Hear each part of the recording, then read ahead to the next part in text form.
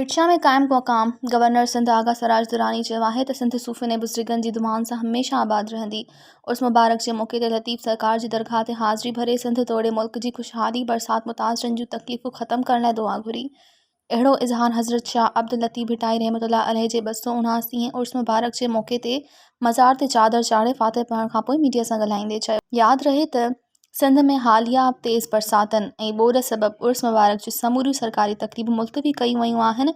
शाह अब्दुल लतीफ़ भिटाई रहमतुल्लाह अलैह जो पैगाम अमन जो पैगाम आहे ऐं असीं संदसि इन अमल वारे पैगाम ते अमल पेरा आहियूं। कुदरती आफ़त सबबि समूरी सिंध में नुक़सानु थियो आहे। मज़ीद ख़बरनि ऐं तफ़सीलात लाइ विज़िट कयो असांजी वेबसाइट www.awamiNewsHD.com ऐं ॾिसंदा रहो अवामी न्यूज़ HD।